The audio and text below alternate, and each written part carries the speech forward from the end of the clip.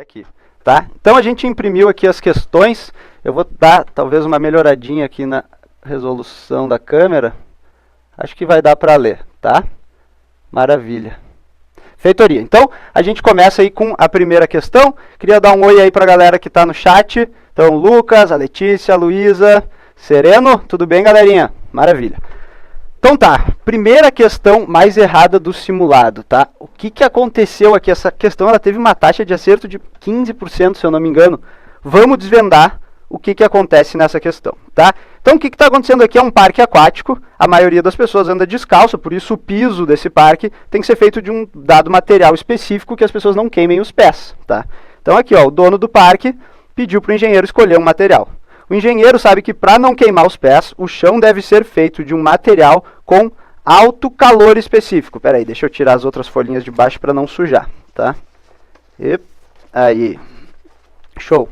Aqui, alto calor específico. Então essa aqui é uma das informações mais importantes que a gente vai ter para resolver essa questão. Ele pede ao laboratório que teste 3 tipos de material aquecendo-os a partir de uma temperatura e avaliando as mudanças de temperatura, e o laboratório enviou para o engenheiro o seguinte gráfico, esse aqui, ó. Então a gente tem 3 materiais, 1, 2 e 3, e a curva que o laboratório pegou para esses materiais é essa aqui. Então, primeira coisa que é muito importante no Enem é a gente saber interpretar gráficos, né? Então aqui, ó, eixo Y, temperatura em Kelvin, eixo X, o calor que foi fornecido ao material. Tá? O que está acontecendo aqui? Conforme eu forneço o calor, quando eu aumento o calor, quando eu ando para a direita no meu eixo X, a temperatura do material aumenta. Claro, não é a mesma coisa que tu botar, sei lá, uma panela no fogão. Tu está fornecendo calor para essa panela e a panela vai esquentar. Tá? E aí, ele nos diz também, ó, que a temperatura em Kelvin é 273 mais a temperatura em Celsius. Isso vai nos ajudar um pouquinho. Tá? Vamos dar uma olhada em uma dessas curvas, por exemplo, na 3, para tentar entender melhor o que são essas quebras aqui que acontecem. Lembra lá, principalmente na parte de química, que a gente vê que, olha só, aqui é uma temperatura super baixa. Como é que eu sei disso? Justamente aplicando essa formuleta aqui. A temperatura em Kelvin é 273 mais a temperatura Celsius. Então, se eu fizer essas contas, e tu pode fazer ela de barbada, tu vai chegar aqui, ó, nesse ponto do 300 é 23 graus Celsius. E no ponto dos 400 são 127 graus Celsius. Tá, beleza. O que eu estou fazendo? Cedendo o calor, a temperatura do meu material A aumenta, chega num ponto, ó, que não aumenta mais. Por que acontece isso? Justamente porque nesse ponto aqui, o material A deixa de ser sólido e passa a ser líquido mais sólido. Ele está começando a fundir, a virar líquido, né? Obviamente que a gente não quer que o chão do nosso parque fique líquido, porque aí o parque ia se transformar no inferno, as pessoas iam começar a afundar no meio do piso. Quando chega na parte B, o material já está todo líquido, né? E aí a temperatura aumenta. Quando chega aqui, a gente tem líquido mais gás, e quando chega no C, a gente tem só o gás, tá? Então, primeira coisa, se a gente olhar as alternativas aqui, a gente vai ver, ele fala assim, ó, o engenheiro deve selecionar a fase A, B, do material 1, tá? Olhando para isso aqui, a gente já vê que, obviamente, não pode ser a fase B, porque no B ele já está líquido. A gente não quer um chão líquido, a gente quer um chão sólido, tá? Então, a gente já consegue riscar algumas alternativas aqui, certo? Beleza. Aí vamos usar um pouquinho de raciocínio aqui, tá? Te liga só. O parque aquático, ele vai funcionar em temperaturas ambientes, né? Então vai ser mais ou menos nessa faixa aqui, sei lá, se estiver muito frio, o parque vai estar em 0 graus, e se tiver muito quente, ele vai estar lá, sei lá, 40 graus. Eu exagerando aqui ainda essa fase. Então vamos supor que a gente quer que o nosso material, nessa faixa de temperatura, seja sólido. O chão é sólido, não esqueçam, tá? Então eu já consigo perceber que o meu material, esse aqui, o 3, olha o que está acontecendo aqui, ele é líquido mais sólido numa temperatura super baixa, ó, tipo 0 graus, o meu material já está ficando líquido. Então, claro que esse não pode ser o material que eu vou usar para o chão de um parque. Então a gente risca o 3 e aí a alternativa A vai embora, tá? Chão não pode ser líquido. Concordam comigo? Sim, por favor. Tá, agora a gente tem que ver se é o material 1 ou o material 2. E agora a gente vai usar aquela afirmativa lá que era, tem que ter um alto calor específico. E para a gente conseguir fazer isso aqui, a gente tem que saber o que é o calor específico. Não tem muita saída aqui. E eu estou te dizendo, então, que o calor específico é justamente o calor necessário para aumentar a temperatura do material em 1 grau. Então, se eu, por exemplo, acendesse um isqueiro na minha caneta aqui, ela ia aumentar a temperatura. Se eu medir a quantidade de calor que eu estou fornecendo, quando a temperatura aumentar em 1 grau, essa quantidade de calor é o calor específico, tá?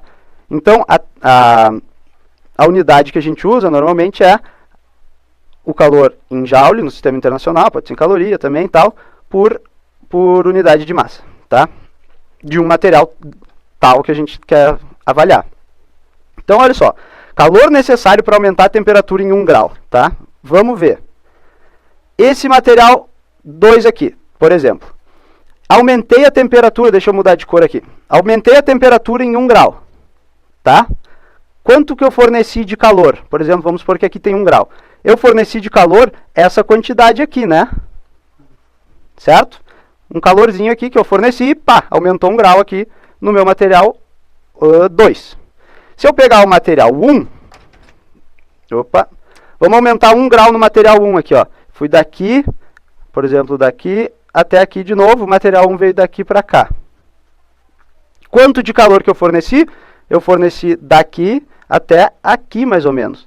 E percebe que, apesar do meu desenho não ter ficado tão bom, o material A, para ele aumentar 1 grau, foi fornecido uma quantidade de calor maior do que o material A não. Para esse material 1, foi fornecido uma quantidade de calor maior que do material 2, né?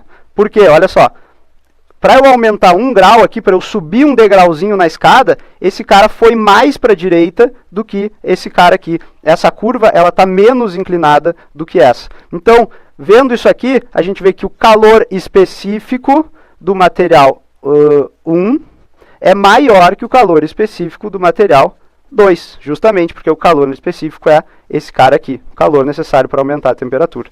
Então, a questão mais errada tem como resposta certa a letra E. É um material que é sólido na temperatura que o parque opera e é um material que tem alto calor específico. Certo, pessoal? Buenaço. Então, estamos aqui com a nossa primeira questão resolvida e feitorias. Vamos para a questão 2, e aí vão mandando aí nos comentários, eu vou sempre dando uma olhada aqui, tá? Esta aqui é a nossa questão 2, a segunda, não a 2 mais errada, né? Então tá, ó. Aqui a gente vai falar um pouquinho de força. Ele diz que o modelo matemático de forças tem um papel fundamental no entendimento da ciência. Através dele a gente pode descobrir como determinadas partículas reagem, se movimentam, papapá. Por exemplo, tem uma força entre dois corpos que a gente descreveu matematicamente como sendo assim. Uma constante, sei lá o que é essa constante, dividido pela distância entre os dois corpos, tá? Se a gente pegar, por exemplo, a força elétrica, lembra da lei de Coulomb?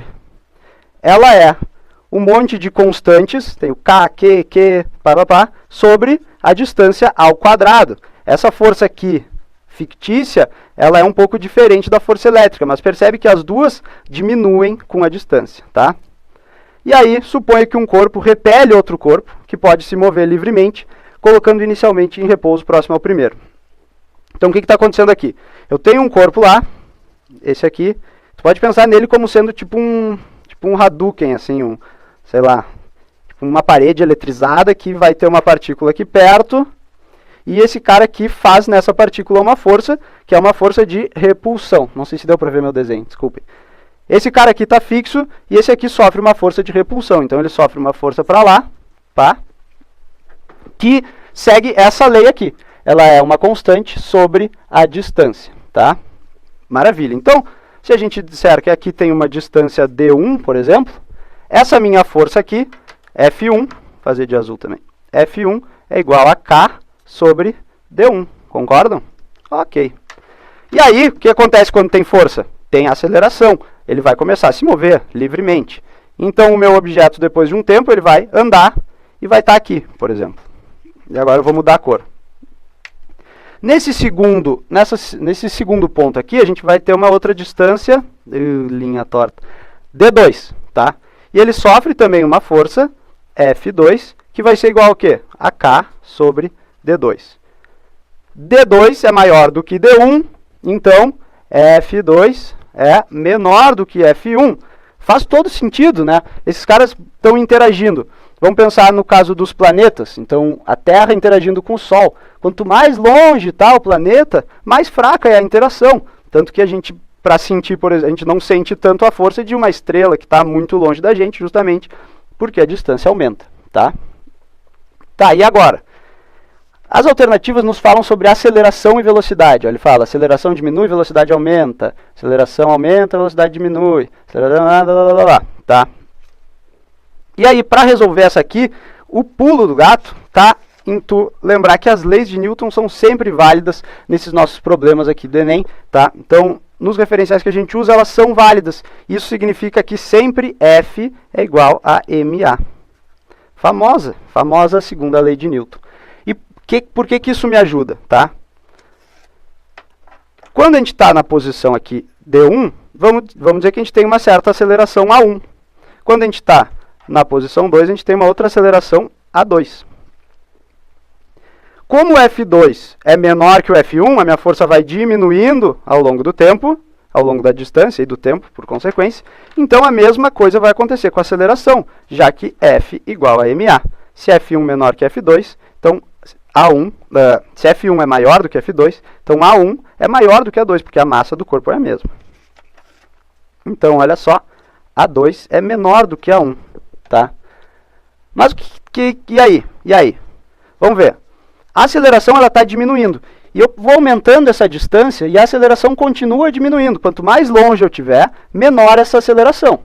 Mas, na teoria, essa aceleração nunca chega a zero, porque eu divido uma coisa, mesmo que eu divida por uma coisa muito grande, ainda assim não é zero. Tá? Então a aceleração ela vai diminuir ao longo do tempo, mas nunca é zero. Olhando para as alternativas, aceleração sempre diminuir, aceleração sempre aumentar, não, B é fora. Aceleração irá diminuir apenas inicialmente, não. Aceleração permanecerá constante, não. Aceleração será nula, não. Olha só, conseguimos matar de primeira, só com uma das coisas, só com a aceleração. Depois ele fala sobre a velocidade. O que vai acontecer com a velocidade? Se a aceleração do meu cara é sempre maior que zero, ela diminui, mas ela é sempre maior que zero. Aceleração significa aumento de velocidade. Então, isso aqui significa que a minha velocidade está sempre aumentando. Quando eu estiver muito longe, ela vai aumentar bem pouquinho, porque a minha aceleração é bem pequena. Mas, mesmo assim, ela aumenta. Então, aqui a gente descobre que a correta é a nossa letra A, certo? Questãozinha de lei de Newton, bem legal. Beleza? Maravilha, povo. Questão 2 foi. Vamos para 3. Essa aqui é uma questão muito boa. E essa aqui eu vou dar para vocês uma dica que vocês não podem esquecer nunca, tá? Ela parece ser uma questão muito complexa. Parece, mas não é tanto assim. Então a gente tem um tanque, são colocados dois líquidos, tá? De densidades diferentes. Líquido 1, líquido 2 aqui. Água e óleo. Os exemplos reais que é mais fácil. Dentro desse tanque tem um alto-falante e dois microfones, A e B. Então aqui, ó, o A é um microfone e o B é um outro microfone. E o alto-falante ele pode estar em uma das três posições, 1, 2 ou 3. Então nessas posições aqui pode ter um alto-falante, tá? Que emite um som. Beleza. Considere que o som viaja mais lentamente no líquido 2 e que o ponto 2 está exatamente na interface entre os dois líquidos. Em um dado momento, o alto-falante começa a emitir um som constante com frequência F0. Com base nessas informações, o microfone. Tá. Vamos lá. Se o meu alto-falante está aqui no 3, ele vai emitir um som que viaja aqui pelo líquido, chega no microfone B. Mas esse som também vai viajar, vai passar pelo outro meio e vai chegar no microfone A. O que acontece quando ele passa de um para o outro é a tal da refração, quando uma onda muda de meio, né? Tá. E agora que está a dica, não sei se deu para ver aqui, refração. A dica que eu vou dar para vocês é muito útil. E ela é a seguinte. a frequência nunca muda. A frequência não muda. Se está tudo paradinho, a refração, a mudança de meio, não altera a frequência. Isso aqui é muito importante, é muito legal também tu ver aplicações disso depois. Então, por exemplo, a gente sabe do que as estrelas são feitas justamente porque a gente mede a frequência da luz que chega até nós. E a gente sabe que essa frequência não muda, mesmo que ela mude de meio e tal, ela não vai mudar. Então, isso é uma coisa bem interessante, assim. E, enfim, dado essa dica, tá? O meu chute pro Enem é assim, ó, decora isso aqui, porque tu vai ter nas alternativas alguma coisa que vai falar disso. E justamente, ó, B captará sempre sons com a mesma frequência, independente da posição do alto-falante. É justamente isso aqui que a gente tem que procurar. Essas questões de refração, se a gente parar para analisar cada alternativa, é bem difícil, assim, tu tem que pensar, pô, onde é que o som viaja mais rápido? É no mais denso. Então, o som viaja mais lentamente no líquido 2. Então, aqui a velocidade é pequena e aqui a velocidade é grande. O ponto 2 está na interface e tal. Então, ó, captará sons com a mesma intensidade quando o alto-falante estiver na posição 2 e 3. Isso não, né? Porque pensa que tu está falando aqui no 2 e tem uma pessoa aqui e uma pessoa aqui te ouvindo. Se tu estiver bem no meio delas, as duas te ouvem igual, mesmo que seja no mesmo meio. Agora, se tu está no 3 e tu fala, a pessoa que está mais perto de ti te ouve melhor, né? Tem mais intensidade quando chega. Se tu tá perto de mim, tu vai me ouvir. Se tu tá longe, tu não vai. Então, se o microfone está no 3, a intensidade certamente é diferente, tá?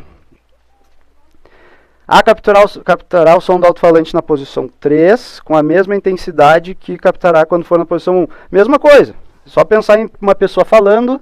Se eu estiver mais perto da pessoa que está falando, eu vou ouvir ela melhor. Então, aqui tu já mata essas questões de intensidade. A captará um som com frequência maior, ó, então é justamente o que a gente falou. Frequência não muda na refração, frequência não muda na refração, decora. E B captará um som com frequência maior, frequência não muda na refração. Temos então a correta letra D, tá? Lembra disso, é bem importante, porque eles gostam muito de pegar a galera nisso aí. Tomando um golinho aqui d'água. Então, é muito típico, assim, de questões de refração, eles acabarem te pegando nessa... Tu, porra, vai olhar todas, vai tentar analisar o que está acontecendo, e eu não sei se a intensidade diminui ou não, e agora... Lembra disso que vai te salvar bastante, beleza? Então tá, maravilha. Essa foi também. Vamos para a última de física. Essa é uma questão... É bem difícil essa aqui. Olha só. Então a EpiProva botou uma questão sobre o Rio Grande do Sul aqui, fiquei muito lisonjeado. Um gaúcho, ó, quer elevar a temperatura da casa, tá? Então ele compra ele está pesquisando 3 tipos de aquecedores. Aquecedor resistivo, que quando ligado à rede elétrica, bota na tomada, aquece o cômodo através do efeito Joule. Aqui não tem muito como fugir de saber o que é o efeito Joule. Eu tenho um resistor, passo uma corrente, ele sempre dissipa calor no resistor, tá? Esse é o efeito Joule. 2. Uma bomba de calor que é semelhante a um ar-condicionado ligado ao contrário. Ui, esse aqui que eu fiquei assim, meu Deus, e agora? 3. Um aquecedor resistivo, então usa o efeito Joule também, acoplado a um circulador de ar, como se fosse um ventilador. Como se fosse esse primeiro, só que tem um ventilador também. E aí, as especificações técnicas dizem que todos os 3 funcionam em 15 amperes e com 220 volts. Considerando essas informações, tu quer ver qual é a melhor opção de aquecedor, tá? Como é que eu vou fazer isso? Vamos lembrar a formulinha rápida da potência elétrica, que é igual a tensão elétrica vezes a corrente, tá? O que isso significa? Que, como todos estão em 220 e todos estão em 15 amperes, todos têm a mesma potência. A potência é energia, lembra, a potência é energia num dado tempo. Então, a energia que eu estou fornecendo, a energia elétrica, é a mesma em todos os casos. Tá? Mas e aí? Esse aqui a gente tem que lembrar, claro, da conservação da energia, mas de um jeito bem casca, assim. Vamos lá. Esse aqui é o meu aquecedor, tanto faz qual, pode ser o 1, 2 ou 3, tá? Eu tenho duas entradas de energia aqui e duas saídas. O que, que são elas? A energia elétrica, que é a mesma para todos, a gente acabou de falar, tá? Eu tenho a energia de saída aqui da direita, que seria a minha energia térmica, que é justamente a energia que está aquecendo o ar, certo? Eu posso ter também uma certa energia dissipada aqui, ED. Sei lá, eu perdi energia de alguma forma. A gente vai ver como que a gente pode ter perdido energia. E também eu poderia ter alguma outra energia extra entrando aqui. Qual é essa energia? Nós vamos ver daqui a pouco. Mas então é o seguinte. A energia elétrica... Olha só, deixa eu botar um pouco mais para cima aqui. Oh, beleza. Se a gente tem conservação de energia aqui, o que, que vai acontecer? A energia elétrica que está entrando mais a energia extra que está entrando tem que ser igual à energia que sai, que é a energia térmica mais a energia dissipada. Concordam comigo? Beleza. Então, agora a gente tem que ver qual deles é o melhor. O melhor é o que aquece mais o ambiente. Então, o melhor é o que tem maior energia térmica aqui. Tá? Vamos ver caso a caso agora e vamos matar essa charada. No caso 1, a gente tem o efeito Joule. Lembra? Ó, a energia elétrica vem aqui e o resistor dissipa ela em forma de calor. Nesse caso, eu não tenho energia extra e eu não tenho energia dissipada. Toda a minha energia elétrica que entra é igual à energia térmica que sai. Tá? Beleza. Vamos ver o caso 3 agora. Vocês já vão ver por quê. O caso 3 é bem parecido. Ó. Eu tenho um aquecedor resistivo, um resistor também, só que tem um ventilador grudado lá.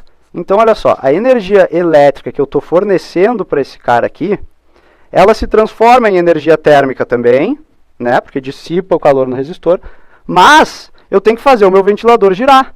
Então, aqui eu tenho uma certa dissipação de energia, que é a energia mecânica do meu ventilador que está girando. Nesse caso, eu não tenho nenhuma energia extra entrando no sistema também. E agora, se a gente olhar esses dois caras, a gente já vê, ó. Essa energia térmica aqui, energia térmica 1, ela tem que ser maior que a energia térmica 2. Claro, porque aqui eu tenho EEL igual a ETE. Aqui eu tenho EEL igual a ETE mais alguma coisa. Então, esse aqui é menor que esse aqui, tá? Aí a gente podia achar que a correta era 1, mas a gente tem que ver o que acontece na 2. E aqui o negócio é o seguinte, ó. Uma bomba de calor é um ar-condicionado ligado ao contrário. Então é o seguinte, a energia elétrica, mais talvez alguma energia extra, ela vai se transformar totalmente em energia térmica. Porque tu pega lá, faz o teu ar-condicionado funcionar e acaba virando tudo energia térmica. Mas o que acontece? Como aqui eu estou usando uma transformação termodinâmica, tu concorda comigo que eu vou ter um ar que entra no ar-condicionado, ele tem uma temperatura e ele sai mais quente. Essa temperatura desse ar que está lá, ela é essa tal de energia extra. Como assim? Pô, as moléculas do ar, elas têm uma temperatura, tem um calor nelas, e eu vou pegar e vou aquecer. Então eu estou usando essa energia das moléculas, essa energia térmica que elas já têm antes de eu começar o processo.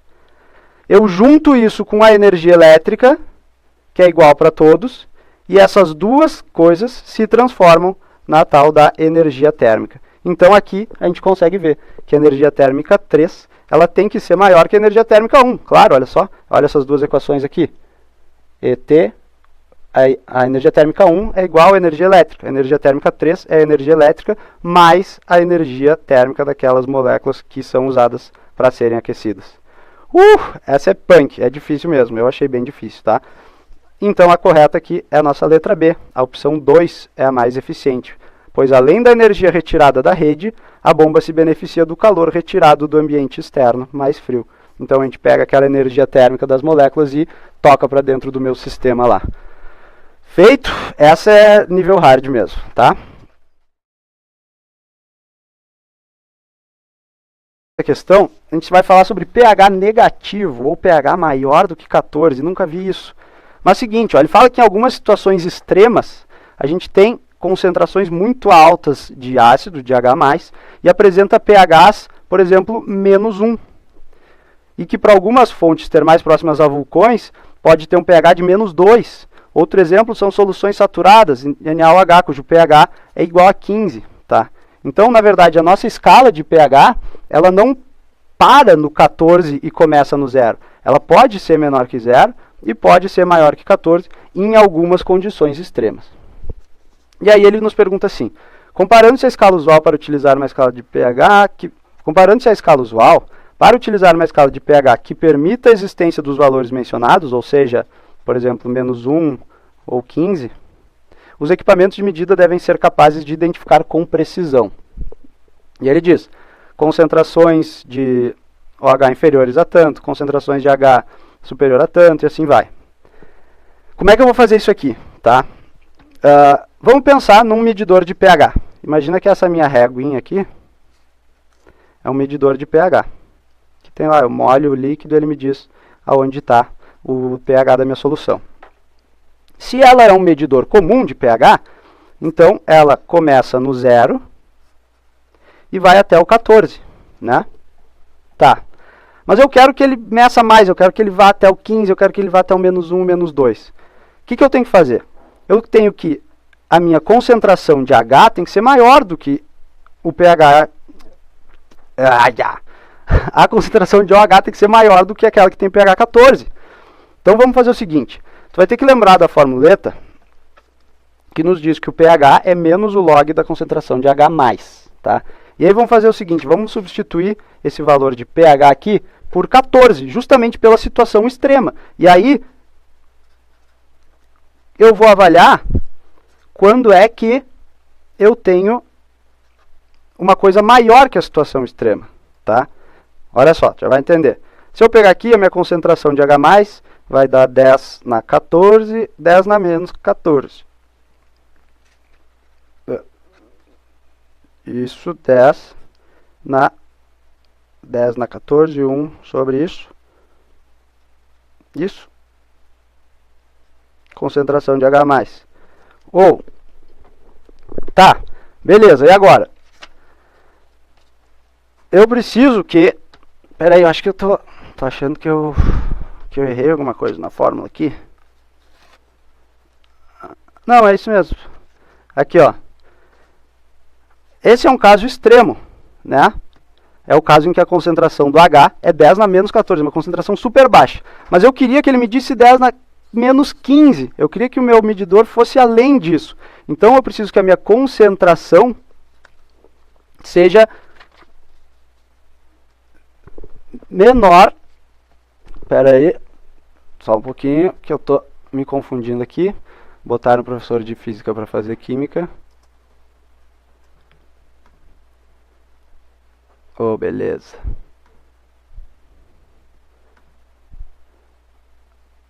Menos log de H+. Tá, só um pouquinho, galera, que deu tilt aqui.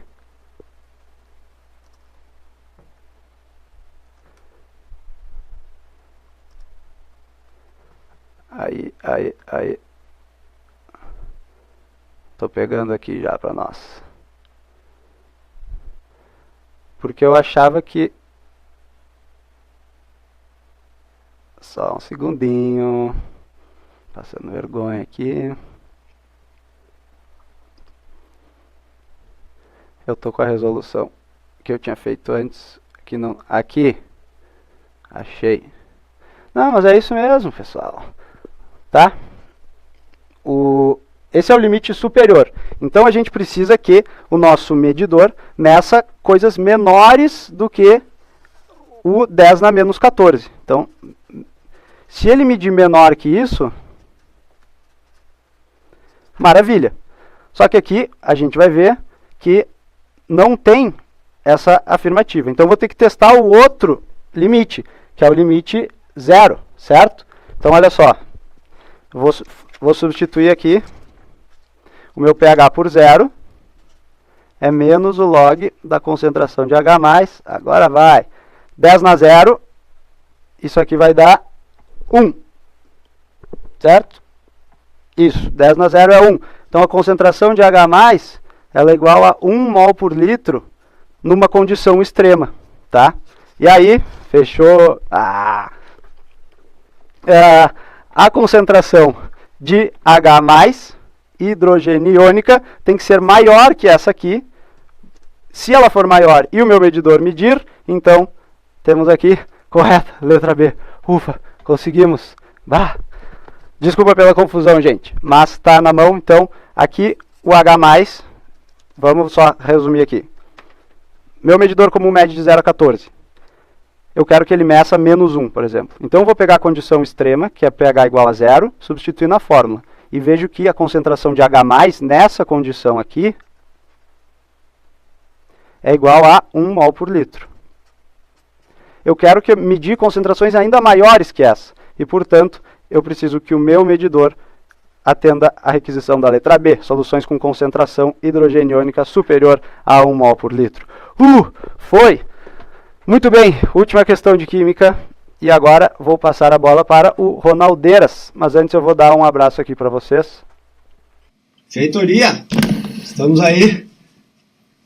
Suando, passando vergonha na última. Mas tudo bem. Feito, povo. Muito obrigado aí. A gente acabou passando do tempo, então não vai dar para tirar as dúvidas agora, tá? Ronaldo vai atacar de biologia com vocês. Um grande abraço e até as próximas aí. Valeu! Eu vou resolver duas questões de bio, pessoal. Uma de sistema endócrino, né, sobre hormônios, e outra mais relacionada com interpretação de cladogramas, tá? Que às vezes confunde um pouco, então é uma questão mais conceitual, assim, vamos discutir as duas. Sem mais demoras, eu vou para elas. Vocês já devem estar cansadinhos aí, né? Muita física e química. Mas agora vamos então para essa questão de biologia. Então aqui, ó, pessoal, temos a primeira questão. Uma questão sobre hormônios, como eu falei, né? Fisiologia aí relacionada com o sistema endócrino, pessoal. Então a gente vai ler com calma o enunciado aqui e vamos discutir a questão. Olha só. Em um experimento realizado por pesquisadores de uma universidade, camundongos receberam diariamente doses específicas de cálcio durante a alimentação. O experimento durou 30 dias e a dosagem dos hormônios calcitonina, e está dizendo aí que ele é hipocalcemiante, e paratormônio, que é hipercalcemiante, que regulam a taxa de cálcio no sangue, foi medida diariamente. Após o consumo de cálcio pelos camundongos, a concentração de... Aí está trazendo as informações. O que é esperado, pessoal? Que a calcitonina diminua ou aumenta, que o paratormônio diminua ou aumenta. Então, gostaria só de lembrar com vocês como funcionam esses dois hormônios. A gente tem o sangue, galera. Tá o sangue, ó. Fiz um vaso sanguíneo aí. Tá o sanguinho ali. E o que acontece, pessoal? Quando tem muito cálcio, ó, concentrações altas de cálcio no sangue, pessoal, o corpo vai liberar a calcitonina. E daí o que vai acontecer? Esse cálcio do sangue, pela ação da calcitonina, ó, deixa eu fazer aqui, isso aqui é para ser um osso, tá? Esse cálcio do sangue vai ser depositado, galera, pela ação da calcitonina, ó, no osso. Ok? Calcitonina é produzida pelas tireoides. Agora, digamos, pessoal, que esteja baixo a quantidade de cálcio no sangue, ó. Pouco cálcio no sangue, concentração baixa. O que vai acontecer daí? Um outro hormônio, que é chamado aí de paratormônio, como colocado na questão. Então a gente tem o paratormônio. Ele vai fazer o quê? Vai retirar o cálcio dos ossos e levar para o sangue. Então percebam que esses dois hormônios têm o que é chamado, né, de efeitos antagônicos. Um faz o contrário do outro. Tá? Então olha só, se esses camundongos, galera, estão recebendo cálcio todo dia, logo depois, né, desse consumo de cálcio, o que acontece com esses dois hormônios? Bom, você vai estar cheio de cálcio no sangue, tu imagina que vai ter altas concentrações de calcitonina, então a calcitonina aumenta. E o paratormônio vai estar baixo, né, galerinha? Porque não vai estar precisando tirar cálcio dos ossos e levar para o sangue. Então a gente pode já eliminar as alternativas que falam que a calcitonina diminui ou que o paratormônio aumenta. Então olha só, letra A a gente já elimina e letra E a gente elimina também. A gente fica com 3 aí. Que o paratormônio diminui, determinando o aumento da calcemia. A calcemia é a quantidade de cálcio no sangue. Ok? Mas o paratormônio, quando está alto, ó, pessoal, que vai tirar o cálcio do sangue e levar tirar o cálcio do osso e levar para o sangue. Então, na verdade, ele vai fazer o que, pessoal? Quando ele está alto e não quando ele diminui, ele vai aumentar a calcemia. Então, a gente pode eliminar essa alternativa também. Daí, olha essa C aqui, pessoal. A calcitonina aumenta quando tem cálcio, ok, que é o cenário proposto aí pela questão, determinando a diminuição da calcemia, que é o que a calcemia? A quantidade de cálcio no sangue. Então, tá ok, ó, pessoal. Calcitonina aumentou depois da ingestão de cálcio, determinando a diminuição de cálcio no sangue, porque foi levado para o osso. Então percebam que essa aqui está correta, que é o gabarito oficial da questão. Mas aí tem um pequeno probleminha, porque olha só, esse é o efeito mais conhecido da calcitonina. Mas vocês imaginam, se vocês estão cheios de cálcio no sangue, vai ter outra coisa que vai ser inibida pela calcitonina também, galera, que é a absorção de cálcio pelos intestinos. Por que tu vai absorver cálcio que está vindo da alimentação se tu já está cheio dele, pessoal? Então a calcitonina, ela inibe a absorção de cálcio pelo intestino. O que faria essa questão, essa alternativa aqui, ó, estar correta também a D, tá? Mas o gabarito oficial é a C. Então talvez aí o avaliador considerou que a absorção de cálcio, assim, sem falar que é no intestino, estaria incompleta, né, essa alternativa. Ou que não é uma coisa tão clara, ou a pessoa só se confundiu um pouco. Mas, de forma geral, essa alternativa estaria correta também. Mas a mais óbvia mesmo é essa C aqui, que é a função mais conhecida, né? Mas a questão da inibição da absorção de cálcio também está relacionada com a calcitonina. Da mesma forma que vai ter um aumento da absorção de cálcio nos intestinos quando tem muito paratormônio. Imagina, se tu tem pouco cálcio no sangue, teus intestinos aí vão querer absorver mais cálcio, influenciados pelo paratormônio. Essa é então a primeira questão de bio, pessoal. Então quem foi na D não estava tão equivocado assim. Agora vamos para a próxima questão de bio mais errada, que trouxe esse desenho muito simples, as que uma galera errou, tá? Porque é um assunto que muitas vezes confunde mesmo essa interpretação dessas histórias evolutivas. Porque na verdade ele só traz essa imagem, ó, pessoal, e ele fala assim, ó, a partir dela, o que tu pode afirmar? Olha só, pessoal, a partir do cladograma apresentado, né, que está representando relações filogenéticas entre 3 filos, então não importa quais, né, tá falando que A é um filo, B é um filo e C é um filo. Podemos inferir que, podemos afirmar o que, pessoal, a partir disso aí. Então percebam, vamos por alternativas também, né, para tentar acertar.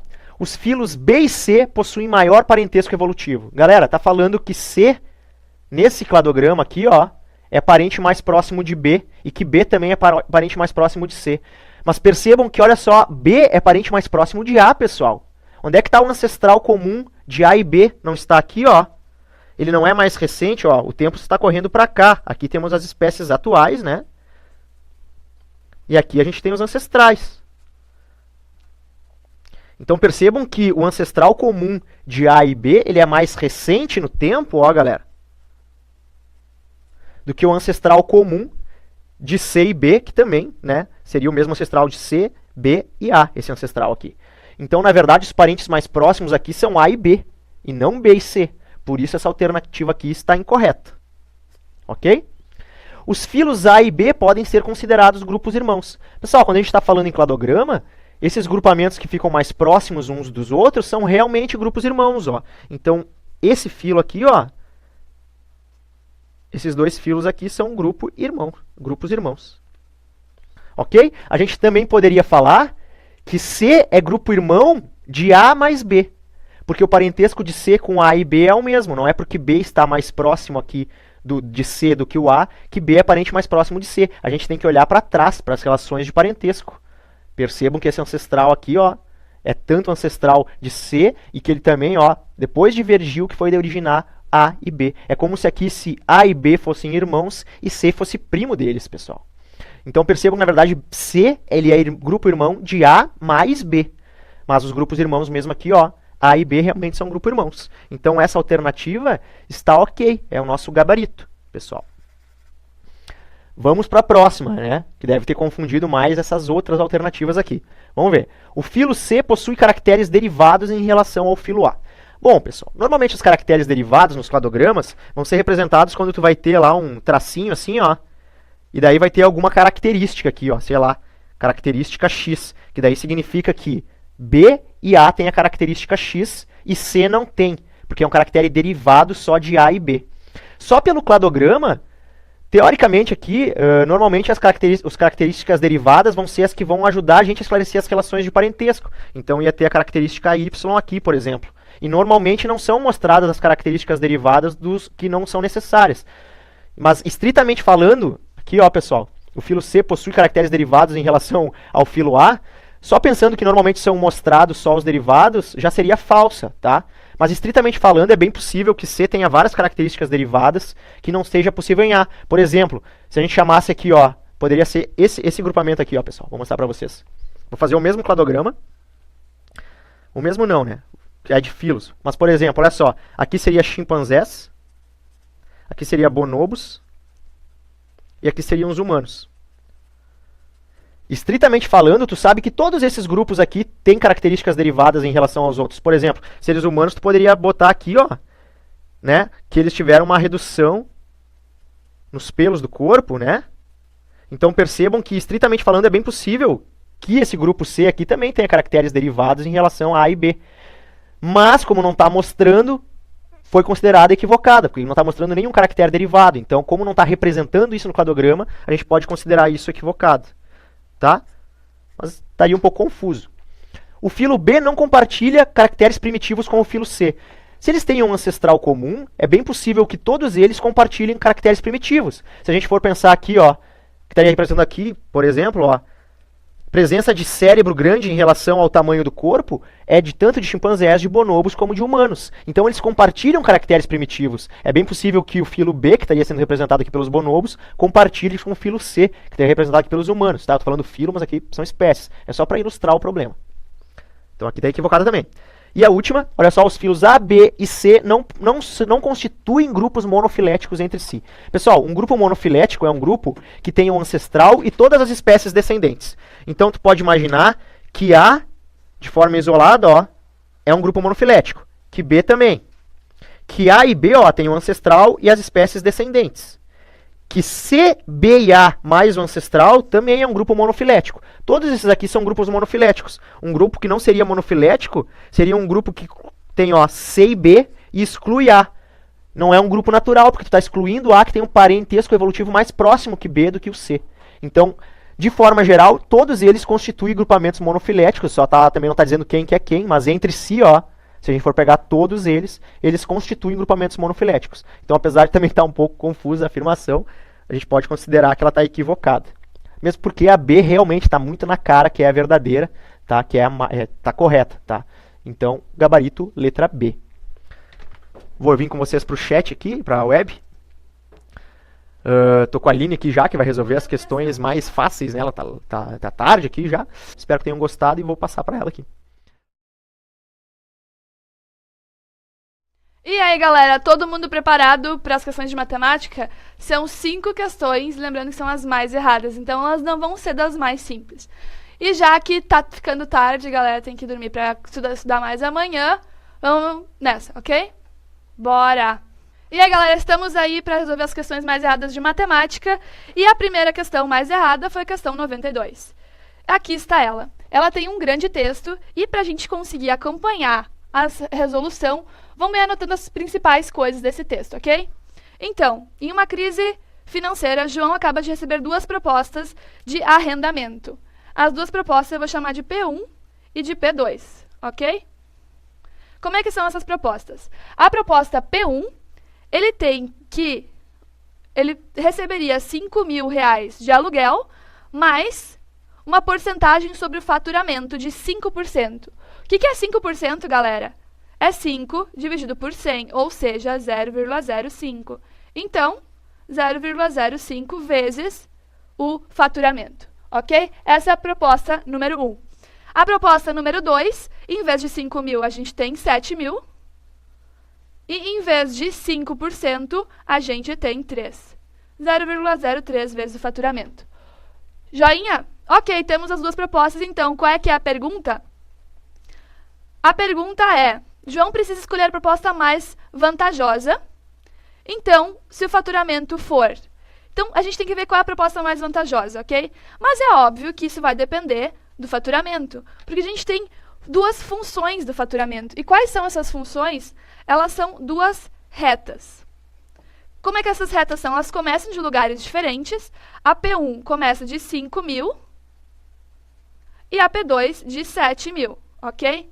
Fazendo a P1 em azul, a gente vê que ela tem uma inclinação maior do que a P2, porque 0.05 é maior que 0.03. Ou seja, se a gente tiver a P1 assim, a nossa P2, que eu vou fazer aqui em cor de rosa, ela vai ser assim.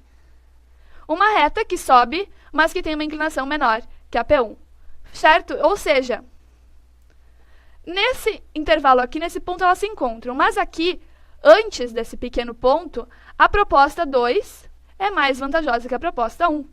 E depois desse ponto, a proposta 1 é mais vantajosa que a proposta 2. Então, o que eu tenho que fazer? O que fazer nessa hora? A gente descobre qual é que é esse ponto. E a gente vai descobrir qual é esse faturamento F que dá essa proposta, esse momento em que as propostas mudam de vantagem, ok? Vamos fazer isso então? É só igualar, porque nesse ponto, tanto o eixo Y quanto o eixo X têm o mesmo valor. Ou seja, tanto o valor da proposta quanto o valor do faturamento vão ser iguais. Então, a gente faz P1 igual a P2. Fazendo isso, a gente tem P1, 5.000 mais 0.05F igual a 7.000 mais 0.03F. Fazendo isso, eu posso fazer o quê? Passar os 5.000 para cá, subtraindo. 7.000 menos 5.000 fica igual a 2.000. E passar o 0.03 para cá, subtraindo do 0.05, ou seja, 0.02F. O faturamento, então, vai ser dado pela divisão desses 2.000 por 0.02. E quanto dá isso aqui? R$100.000. Então, só vai ser vantajoso. Esse ponto aqui, então, é 100.000. Só vai ser mais vantajosa a proposta 1 se o faturamento for maior ou igual a 100.000. Qual é que é a alternativa que diz isso?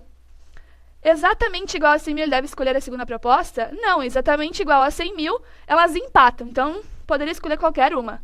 Aqui, ó, qualquer valor maior que R$100.000, ele deve escolher a primeira proposta. Está aqui a nossa alternativa certa. Ok, galera?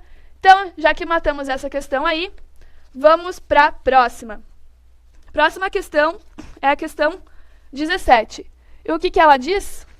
Ela diz que em uma faculdade particular no estado do Ceará, foram ofertadas 120 vagas para o curso de medicina de 2013. Nesse ano, todas as vagas foram preenchidas, as vagas, não as vacas, e por sorteio foi atribuído a cada calouro uma senha numérica de 5 algarismos. Vamos anotar já. A gente tem 5 algarismos. Ok, o que mais diz nessa questão? E eles são distintos, e esses algarismos vão ser somente esses 5 aqui. 0, 2, 4, 6 e 8. Todas as senhas foram organizadas em ordem crescente, com algarismos distintos entre si. Após a formação das senhas, qual é a ordem da chamada do número 64820? Essa questão, galera, eu considerei a questão mais difícil. Por quê? Porque ela tem uma maneira bem diferente de ser resolvida, ok? Em primeiro lugar, o que a gente imagina? Que esses 5 algarismos, eles vão resultar numa combinação, né? Uma combinação de 5 algarismos distintos. Então, se eu tenho 5 algarismos, e são esses aqui, o primeiro algarismo pode ser esse, ou esse, ou esse, ou esse, ou esse, ou seja, 5 possibilidades diferentes. Como eles são distintos, o segundo algarismo não pode ser o que foi aqui, ou seja, tem 4 possibilidades. E assim por diante. Esse aqui, 120, é o número de possibilidades, mas isso ele já dizia, que era 120. Então, todos eles terão senhas diferentes. Então, como é que a gente resolve essa questão? A gente tem que fazer o seguinte, a gente tem que ver todas as possibilidades de os números, essas senhas, serem menores que esse número que ele deu. Por quê? Porque está organizado em ordem crescente, então a gente tem que descobrir quantas existem antes desse número aqui para saber qual é a posição dele, certo? Como é que a gente faz isso? Em primeiro lugar, todos os números que começarem com...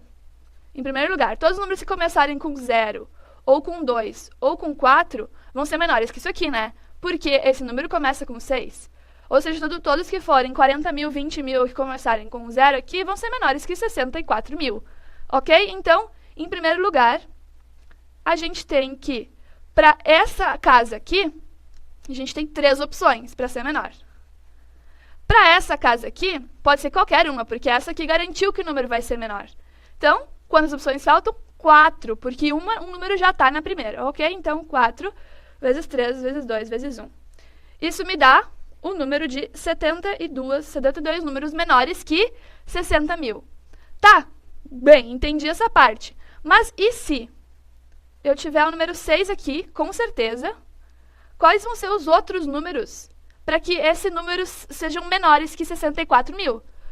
Em segundo lugar, então, tendo 6, quais vão ser os outros números? É só os números serem menores que 4, ou seja, 0 e 2. Se aqui for 0 ou 2, ou seja, 60 mil, 62 mil vão ser menores que isso, ou seja, 2 opções. Aqui vai ser 3 vezes 2 vezes 1, da mesma maneira, me dando 12 combinações diferentes.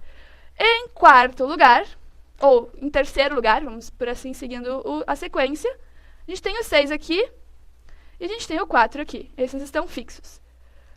Quantos outros números existem menores que 64 mil com essa combinação? Para esse lugar aqui, que serão menores que 8, todos os números são, né? Só que aqui já está o 6 e já está o 4, ou seja, só sobra o... Vamos fazer a mesma sequência. Só sobra o 0 e o 2, de novo, ok? Então, 2 opções. Vezes 2, vezes 1, me dá 4 opções. Por fim, vamos pegar de novo essa cor aqui. Tem o 6 fixo, tem o 4 fixo. Agora o 8 fixo também. Quantas opções ainda tenho aqui? Eu posso ter ou 2 e 0, ou 0 e 2. Sendo que se aqui for um 0 e um 2, eu vou ter... O que eu vou ter? Só uma opção. Ok? Então, só tem uma opção menor do que o 2. Se aqui for o 0. Beleza? Então, aqui tenho mais uma opção. Então, o que eu tenho que fazer agora? Somar todos esses valores aqui.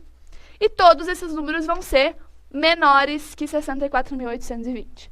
Quanto dá essa soma? 89. 89 números são menores do que esse número aqui. Então, a posição dele é a posição 90º. Não sei como se fala isso. É a posição 90 nessa sequência. E aqui está a nossa alternativa E. Ok, foi mais uma questão. Vamos então para a próxima questão. Essa questão aqui, galera, então essa aqui foi a mais difícil de todas. Essa questão é a 124, ela é uma questão de escala. Não é uma questão difícil, mas ela pode dar confusão. Por quê? A questão diz que Bruno é arquiteto e está acompanhando um projeto da reforma da sua casa. Ele solicita ao engenheiro civil responsável pela obra que altere a área da planta destinada à construção de um banheiro no seu escritório. Ou seja, considerando a planta, ele quer uma coisinha a mais. Como é que é essa coisinha a mais que ele quer?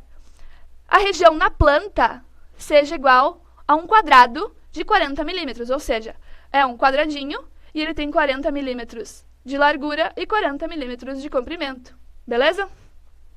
Sabe-se que a escala da planta é 1:40. A área destinada ao banheiro do escritório na vida real em metros quadrados é igual a? Essa é a pergunta da questão. Como é que a gente resolve isso? A gente sabe qual é que é a largura disso aqui na planta.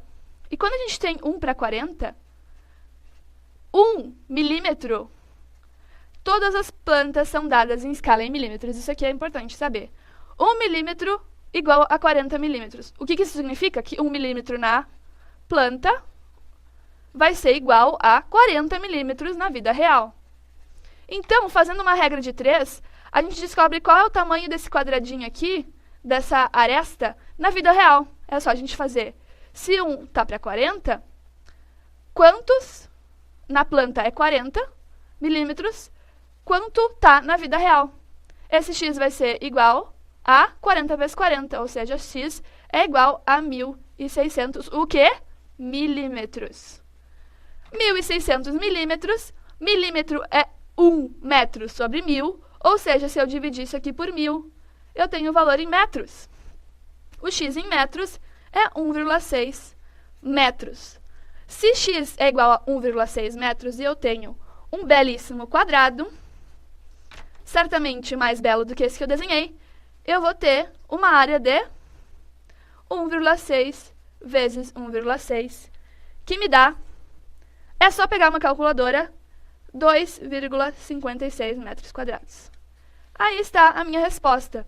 Onde é que pode casar confusão? Se eu quiser primeiro calcular essa área aqui, que é dar 1.600 milímetros quadrados, e depois querer transformar para metros quadrados na vida real, ok? Então, eu simplifiquei esse passo. Em vez de fazer isso aqui que pode dar confusão, eu primeiro transferi para a vida real, que me deu o quê? 1,6 metros, é o valor desse x, e depois calculei a área, beleza? Qual dessas aqui é a resposta? Lembrando que 10 na 0 é igual a 1, a letra A é a minha resposta. Fechamos mais uma questão, galera, estamos indo muito bem. Vamos continuar nesse ritmo. Que questão mais foi muito errada? A questão 125. Essa questão aqui, eu acho que foi feita em minha homenagem. Por quê? Conta a minha história da vida, a história da minha vida. Ao adentar um elevador com mais de 15 amigos, Aline, olá, Aline sou eu, e eu estou muito feliz por estar aqui com você, deparou-se com a informação na imagem. Que informação é essa aqui? Capacidade máxima, 1.500 quilos, 14 pessoas. Que mais? Após alguns questionamentos, descobriu-se que a média do peso de todos os presentes era de 65 quilos. Levando em conta apenas o peso máximo suportado pelo elevador, eu concluí que... O que eu concluí? Vamos ver então. O que diz ali? 65 quilogramas é a média do peso de todas as pessoas. Aí, vocês podem me perguntar, como se calcula a média? Bom, o peso médio é calculado pela soma do peso da primeira pessoa, mais o peso da segunda pessoa, mais o peso da terceira pessoa, mais etc e tal, até o peso da 15ª pessoa, mais o peso da Aline, que eu tenho um peso, eu não sou uma pena sem peso nenhum, dividido por quanto? O que diz aqui? 15 amigos. Mais 15 amigos, ou seja, estou me contando junto, eu não sou uma pessoa fantasma. 16 pessoas no total. Eu cheguei à conclusão que esse peso médio é igual a 65, ok? Ou seja, se eu pegar e fizer 16, passar para o outro lado multiplicando o peso médio, eu vou ter o quê? A soma de todos os pesos de todas as pessoas, ou seja, eu vou ter o peso total. O que é esse peso total? É 65 vezes 16. Qualquer calculadora resolve esse problema e vai me dizer que o peso total é igual a 1.040 quilogramas. Então, o que eu concluo daqui? Se a carga máxima é 1.050 e eu só quero considerar um número de pessoas, eu estou 10 quilos abaixo. Que alternativa me diz isso? Ninguém precisaria esperar, visto que o peso total estaria 10 kg abaixo da capacidade máxima. Muito bem, resolvemos mais esta questão. Eu e você e eu e a Aline, ok? Muito bem, sendo que essa questão foi uma questão mais simples, vamos então passar para a próxima. Próxima questão errada foi a questão 135. Questão 135 que me diz o seguinte... Essa questão, ela é muito questão de interpretação de texto, então revisem o português também um pouquinho antes de fazer a prova de matemática. De acordo com uma pesquisa da Newzoo, o mercado global de games, global aqui, vai movimentar cerca de 91, vamos anotar, 0,5 bilhões em 2015. Se isso se confirmar, resulta em um crescimento de 9%. É um crescimento de 9% em relação a 2014. Beleza? Então, nesse ritmo, o tamanho do mercado vai chegar a 107 bilhões em 2017.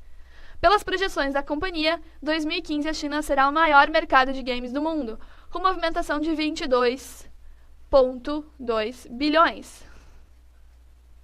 Muitos bilhões. Enquanto os Estados Unidos ficará com 22 bilhões no setor de jogos eletrônicos. Ok? Temos todas as informações relevantes. Em relação ao valor movimentado pelo mercado global de games em 2014, as projeções para movimentações em 2015 para os Estados Unidos e a China representam aproximadamente que parcela? Essa frase ficou um pouco confusa, confesso, não foi muito tranquilo de entender. O que ela significa? Significa que, em relação ao mercado, ao movimentado em 2014, que parcela a China mais os Estados Unidos representam, considerando os dados de 2015, que são esses aqui. Então, a gente tem duas coisas. Primeiro, soma China mais Índia, que dá China mais Índia mais Estados Unidos, 44,2 bilhões. E quantos por cento isso aqui é do valor de 2014, que a gente não conhece, a gente conhece de 2015. O que a gente tem que fazer, então? Descobrir o valor de 2014. Sendo que o valor de 2015, 91,5 bilhões, é igual a 9% de crescimento. Ou seja, se 2014 eu tiver um valor de 100%, se eu cresci 9%, eu tenho 109% o valor de 2014, ok? Para descobrir o valor de 2014, eu divido 91,5 por 109, ok? Então, o valor de 2014 é 91,5 bilhões, dividido por, isso aqui é 109%, ou seja, 1,09. É a mesma coisa. E que valor me dá isso aqui? Isso me dá o valor de 83,94. O quê? Bilhões de reais. Então, 2014 é esse valor aqui. Movimentei 83,94 bi. Eu tenho que fazer o que agora? Uma regrinha de 3. Como é que vai ser essa regrinha de 3? Se o meu valor que eu movimentei, se o valor que eu quero saber, 44,2, é quantos por cento, se 83,94 é 100%. Regrinha de 3 para resolver esse problema. Quanto ao encontro de x, a gente observando aqui, a gente percebe que esse valor fica em torno da metade, né? 4 para 8. Mas calculando, esse valor fica 52,65%. Feito, galera. Vendo a nossa questão de novo, a gente descobre que a gente tem a alternativa C, 52,65, e fizemos mais uma questão, resolvemos todas as questões mais erradas da prova de matemática. Certo, galera? Então, pessoal, voltando aqui para a nossa webcam, resolvemos todas as questões. Se vocês tiverem ainda algumas dúvidas, é só perguntar no chat. E estamos abertos, galera, é só chegar, conversar com a gente e a gente vai tentar resolver essas questões. Curtiram, então? Vamos encerrando por aqui. Eu vou dar o meu tchauzinho, deixar uma vinheta, qualquer coisa, só chamar. Beleza?